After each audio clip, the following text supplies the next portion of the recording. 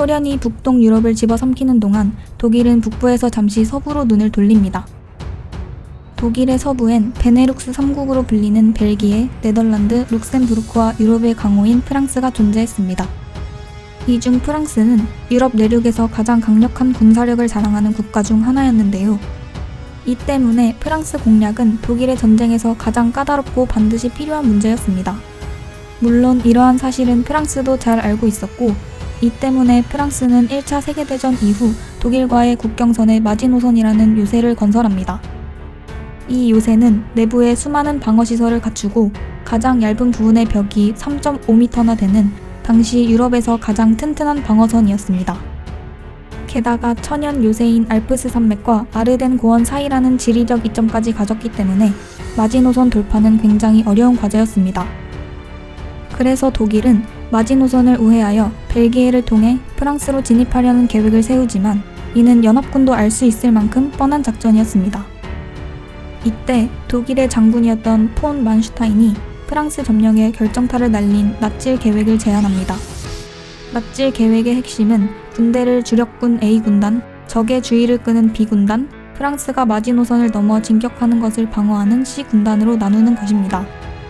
먼저 B군단을 벨기에 주변에 배치해 주력 부대인 척 적을 기만하고 연합군이 벨기에 전선에 병력을 배치하도록 유도합니다. 이후 아르덴 고원의 방비가 느슨해진 틈을 노려 A군단을 빠르게 영국 해협까지 전진시키고 A군단과 B군단으로 적을 포위 섬멸하는 것이 작전의 목표였습니다. 잠깐 당시 전황을 보면 연합군의 병력이 우세하긴 했지만 독일에 비해 통신 장비도 부족하고 전진 속도도 느렸기 때문에 전투의 주도권은 독일군에게 있었습니다. 이때 독일이 이길 수 있었던 가장 큰 이유는 병력 운용법의 차이였습니다. 당시 프랑스의 전차는 독일 전차보다 더 강력했지만 당시 프랑스는 보병 중심의 전투 교리를 따랐기 때문에 전차를 보병 지원용으로만 사용했고 공군도 보병 지원을 위한 폭격에만 참여했습니다.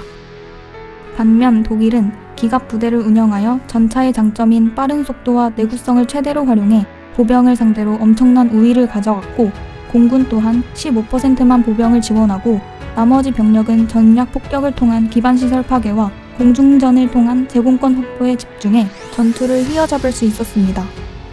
이처럼 우세한 상황을 등에 업고 독일은 낫질 계획을 시행합니다. B군단이 네덜란드와 벨기에로 진격한다는 소식을 들은 연합군은 독일의 예상대로 벨기에로 진격합니다. 전황은 독일의 계획대로 순조롭게 진행되었습니다. 비록 프랑스의 전쟁 영웅 샤를 드골이 기갑사단을 이끌고 A군단을 막으려 했으나 제공권을 잃은 샤를은 연패를 거듭할 뿐이었습니다. 결국 독일은 낫질 계획을 성공적으로 수행하고 연합군은 병력 손실을 막기 위해 철수를 결정하고 덩케르트 해변으로 집결합니다. 프랑스군 3만여 명의 희생을 뒤로하고 연합군은 34만이라는 병력을 보존한 채 철수하는 데 성공합니다. 이 병력은 차후 연합군의 반격에 중요한 포석이 되었습니다. 독일의 대승을 지켜본 이탈리아는 독일이 얻을 이익에 편승해 프랑스에 선전포고를 합니다. 이후 독일군은 파리 주변까지 진격했고 포위당한 파리는 무방비 도시를 선언하여 도시의 파괴만을 막습니다. 독일은 마지노선에서 마지막까지 저항했던 병력까지 제압해버렸고 6월 25일 독일과 프랑스는 정전 협정을 체결합니다. 결과적으로 프랑스 영토의 5분의 3인 북프랑스는 나치 독일에 넘어갔고 나머지 영토는 비시 프랑스라는 이름의 괴뢰국이 됩니다.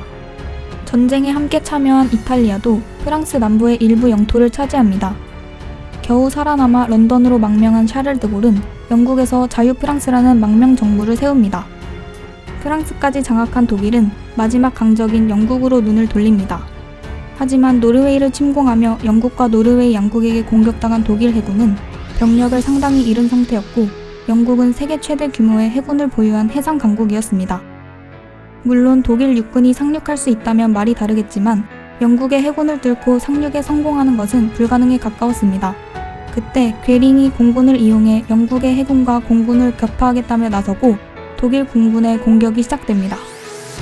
초기에는 영국 곳곳을 헤집으며 런던을 비롯한 대도시와 공업지대에 엄청난 폭격을 가했지만 전쟁이 길어질수록 영국 공군에게 제압당해 제공권을 잃습니다.